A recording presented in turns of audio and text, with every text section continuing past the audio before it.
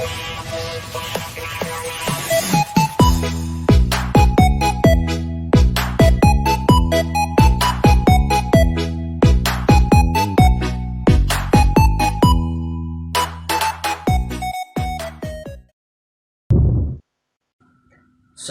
warahmatullahi wabarakatuh. Halo, kami dari kelompok 3. Pada kesempatan ini akan mempresentasikan tugas kelompok kami, yaitu pada mata kuliah Gawat Darurat 2 dengan judul Konsep Asuhan Keperawatan pada Trauma Dada.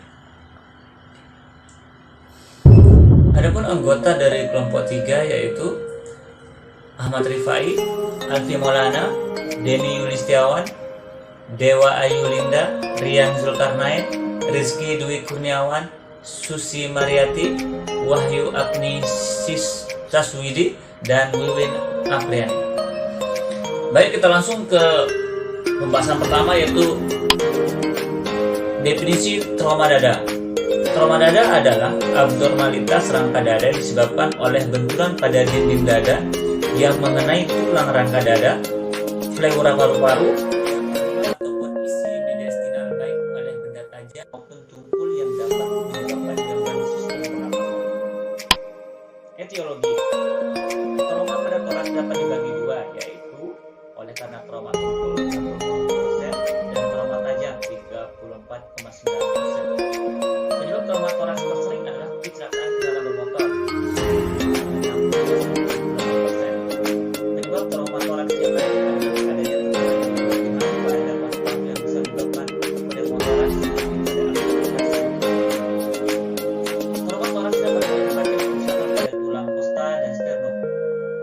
Pleura, saluran napas, intratoraks, dan parameter.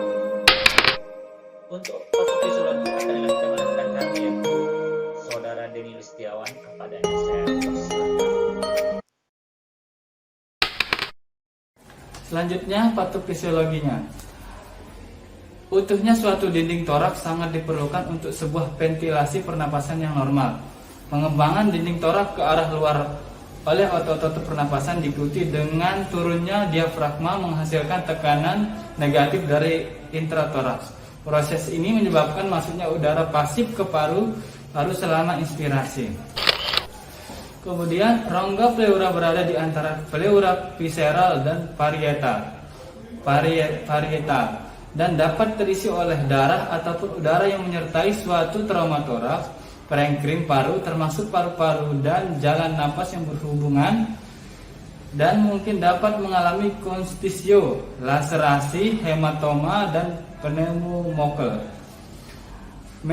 Mediastinum termasuk jantung, aorta, pembuluh darah besar dan toraks, cabang trakeobronkial dan esofagus. Secara normal, toraks bertanggung jawab untuk berfungsi vital, fisiologi, kardiopulmoner dalam, menghantarkan oksigenasi darah untuk metabolisme jaringan pada tubuh, gangguan pada aliran udara dan darah, salah satunya maupun kombinasi keduanya dapat timbul akibat dari cedera toraks. Kemudian pathway-nya di sini bisa kita lihat di slide. Yang pertama, terjadi trauma tajam ataupun tumpul. Kemudian dia masuk ke toraks, terjadinya toraks, cedera jaringan lunak sideral, hilangnya kontinuitas struktur. Lalu kemudian terjadi perdarahan jaringan interstitium, pendarahan intraalveolar, kolaps arteri dan arteri kecil, hingga tahanan perifer pembuluh darah paru meningkat. Kemudian reabsorpsi darah oleh pleura tidak memadai atau tidak optimal. Kemudian terjadilah hematoraks. Hematoraks ini terjadi juga akan menyebabkan ekspansi paru dan menyebabkan akumulasi cairan dalam kapung pleura dan menyebabkan merangsang reseptor nyeri pada pleura visceralis dan parietalis. Di sini merangsang reseptor nyeri pada parietalis dan parietalis menyebabkan diskontinuitas jaringan, kemudian terjadilah nyeri akut. Terus hematorak menyebabkan ekspansi paru, menyebabkan terjadinya gangguan ventilasi, terus terjadi ketidakefektifan pola napas. Kemudian yang ketiga, akumulasi cairan dalam akum pleura menyebabkan pemasangan WSD, kemudian torak drains bergeser, kemudian terjadi merangsang reseptor nyeri pada perifer kulit, kemudian terjadilah resiko infeksi, kerusakan integritas kulit. Di ekspansi paru ini bisa juga terjadi edema trakeal paringeal, peningkatan produksi sekret dan penurunan kemampuan batuk efektif, sehingga terjadi ketidakefektifan jalan napas lagi. Lanjut manifestasi klinis. Yang pertama temponade jantung, yang kedua hematotoraks, yang ketiga pneumotoraks. Lanjut komplikasi.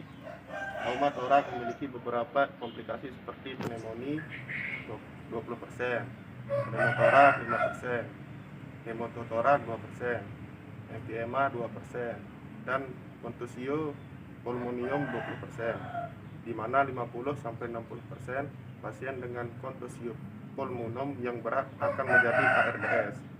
ARDS yang masih merupakan salah satu komplikasi traumatoraks yang sangat serius dengan angka kematian 20-43%.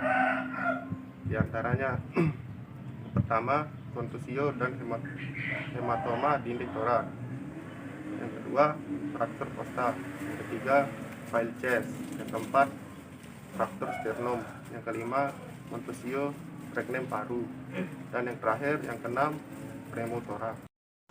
Penata laksanaan manajemen awal untuk pasien traumatoraks tidak berbeda dengan pasien trauma lainnya yang meliputi ABCD, yaitu airway patency with care over visual space, B. breathing adequacy, C. circulator support, D. disability assessment, E. exposure without causing hypothermia. Pemeriksaan primary survei dan pemeriksaan dada secara keseluruhan harus dilakukan. Tujuannya adalah untuk mengidentifikasi dan menangani kondisi yang mengancam nyawa dengan segera, seperti obstruksi jalan napas, tension pneumotoraks, pneumotoraks terbuka yang masif, hemotoraks masif, tamponade perdikardial, dan pelcets yang besar.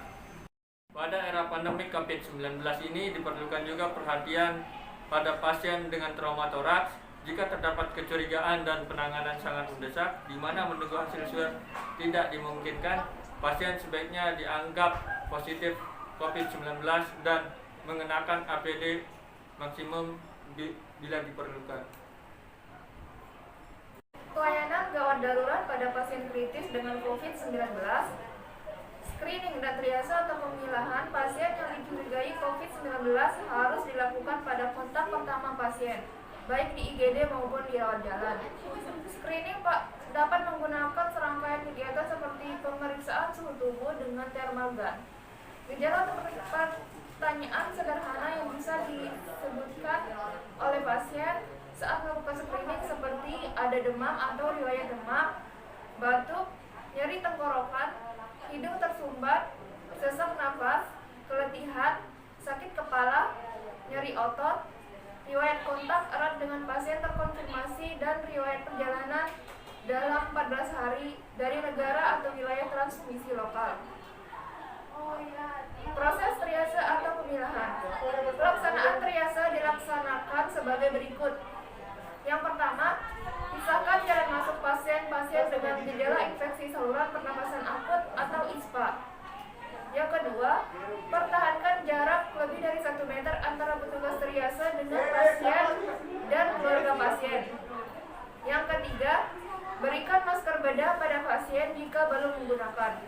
Yang keempat, lakukan pre-triase atau screening COVID-19 dengan memeriksa gejala atau faktor risiko. Yang kelima, pada pasien yang tidak terduga COVID-19, dilanjutkan dengan triase yang biasa dilakukan di IGD. Yang keenam, pada pasien terduga atau terkonfirmasi COVID-19, periksa kondisi pasien berdasarkan manifestasi klinis COVID-19 yang dikeluarkan oleh Kementerian Kesehatan atau WHO untuk menentukan tingkat keparahan. Dan yang terakhir, tempatkan pasien terduga atau terkonfirmasi COVID-19 pada ruangan tersendiri atau ruang isolasi. Selanjutnya, manajemen pasien kritis. Penentuan indikasi masuk. Yang pertama, saat pasien COVID-19 masuk RS dan atau pasien membutuhkan ruang perawatan intensif. Yang kedua, diskusikan dengan pasien, keluarga, kerabat terkait risiko, manfaat, dan hasil yang diharapkan sehingga mereka dapat membuat keputusan terbaik mengenai program perawatannya. Yang ketiga, libatkan tim perawatan kritis saat melakukan diskusi jika perlu. Yang kelima, libatkan anggota keluarga yang sudah dewasa dan memiliki kapasitas saat mendiskusikan hal sensitif terkait pengambilan keputusan donat TEM, cardiopulmonary resuscitation atau DNA CPR. Yang keenam, jika keluarga membutuhkan dirawat di ruang perawatan biasa, pastikan bahwa pasien mendapatkan perawatan secara optimal. Perawatan pasien kritis secara umum COVID-19. Yang pertama, terapi cairan intravena, konservatif atau tradisional. Yang kedua, pemberian antibiotik empiris untuk kemungkinan pneumonia akibat bakteri. Yang ketiga, pertimbangan pemasangan ventilator segera mungkin. Yang keempat, gunakan strategi lung protective ventilation. Yang kelima, posisikan pasien pronasi selama sokongan ventilator. Yang keenam, pertimbangan terapi ekstrakorporel membran oxygenation atau ECMO. Selanjutnya, modifikasi perawatan pasien kritis. Yang pertama, memasukkan pasien dengan dugaan COVID-19 ke dalam ruangan tersendiri jika memungkinkan. Yang kedua, gunakan masker surgikal untuk pasien dengan gejala selama melakukan asesmen dan transfer pasien. Yang ketiga, jaga jarak aman kurang lebih 2 meter dari pasien. Yang keempat, perhatikan ketika menggunakan oksigen nasal, tekanan tinggi atau high flow nasal cannula atau HFNC atau non-invasive ventilation atau NIV. Yang kelima, petugas melakukan tindakan yang menyebabkan terjadinya aerosol harus menggunakan alat pelindung dari APD untuk mencegah airborne termasuk N95 dan proteksi mata. Pencegahan dan pengendalian infeksi pasien COVID-19. Semua pasien yang dirawat tidak diperkenankan untuk dikunjungi oleh keluarga, kecuali keluarga inti yang mendapatkan edukasi. Yang kedua, untuk pasien yang dirawat di unit perawatan intensif, keluarga hanya bisa mengunjungi dari luar ruangan dan tidak diperkenankan untuk masuk. Dan yang ketiga, seluruh pasien dan pengantar diwajibkan melakukan melalui tempat screening yang disediakan sebelum masuk area rumah sakit. Yang keempat, seluruh pasien dan keluarga diwajibkan menggunakan masker dan selalu menjaga kebersihan dan kesehatan diri dengan mencuci tangan menggunakan sabun atau hand sanitizer. Yang pertama dari proses keperawatan itu ada pengkajian primer. Yang pertama yang kita kaji adalah proses airway. Terutama pada bagian atas dapat menyebabkan dislokasi ke area posterior atau fraktur dislokasi dari sendi sternolabikular. Penanganan trauma ini dapat menyebabkan sumbatan airway atas. Yang kedua ada breathing. Gejala yang terpenting dari trauma toraks adalah hipoksia, termasuk peningkatan frekuensi dan perubahan pada pola pernapasan, terutama pernapasan yang dengan lambat atau memburuk. Yang ketiga, circulation. Denyut nadi penderita harus dinilai dari kualitas, frekuensi, dan keteraturannya. Tekanan darah dan tekanan nadi harus diukur dan sirkulasi perifer dinilai melalui inspeksi dan palpasi kulit untuk warna dan temperatur. Selanjutnya yang keempat itu ada open pneumotoraks. Usaha pertama, jika pneumotoraks adalah penutup lubang pada dinding dada ini sehingga open pneumotoraks menjadi close atau tertutup. Prinsip menggunakan prinsip penutupan bersih. Selanjutnya itu ada tension pneumotoraks.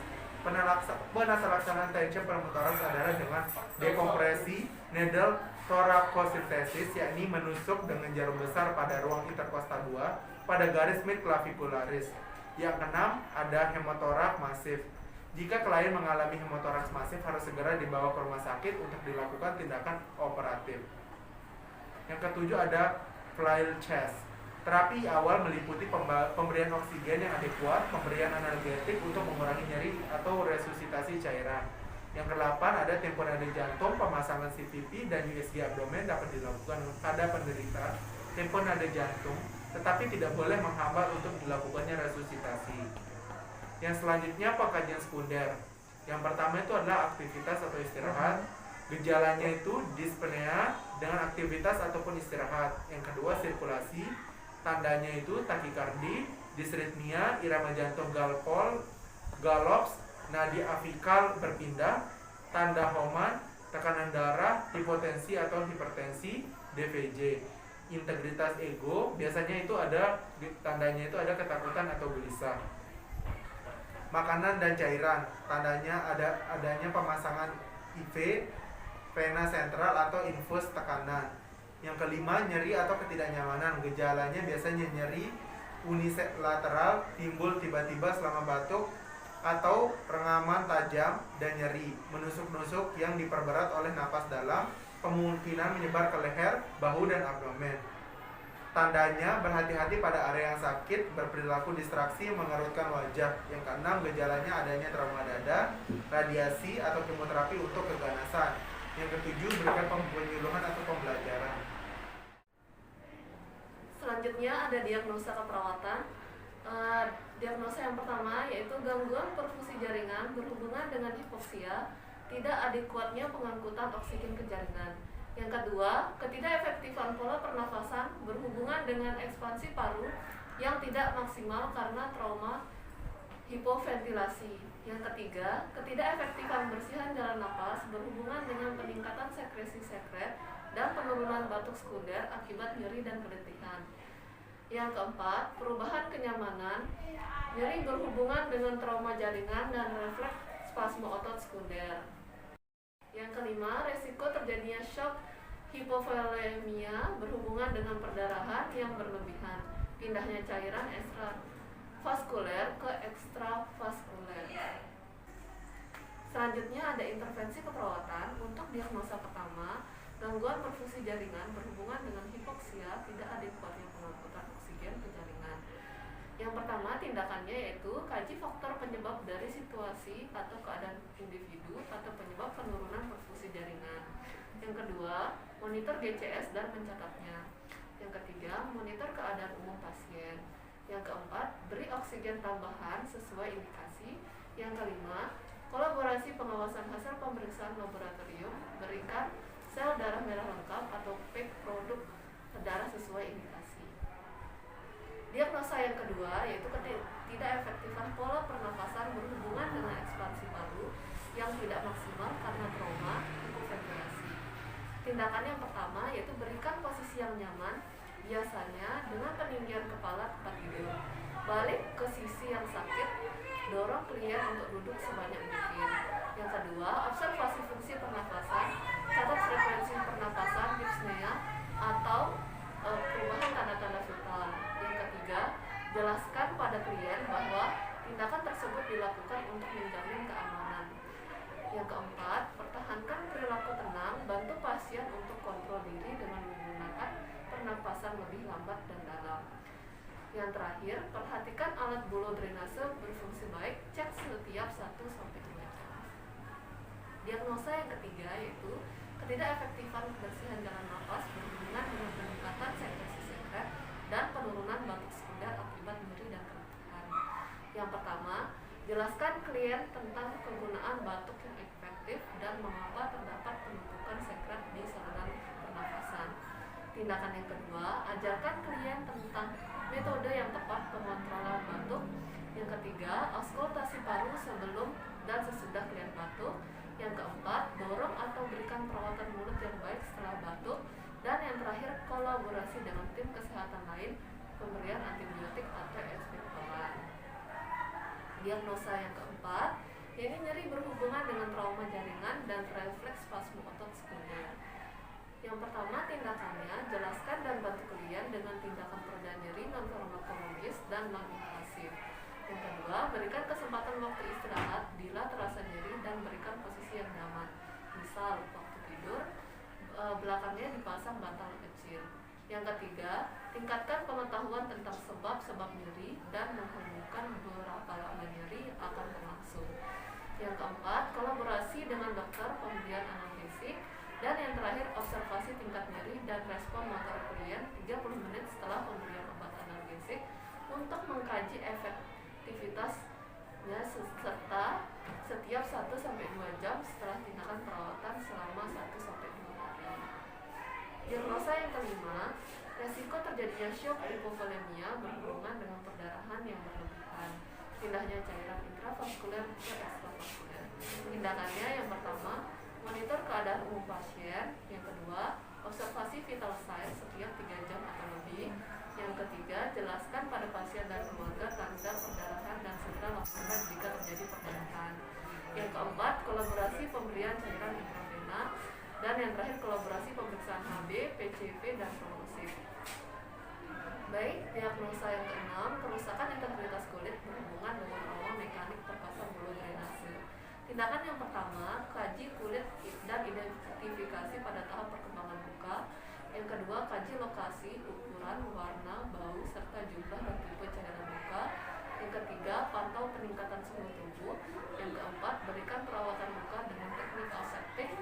Baru luka dengan kasa kering dan steril, gunakan plester kertas. Dan yang terakhir, kolaborasi tindakan lanjutan seperti melakukan debridement.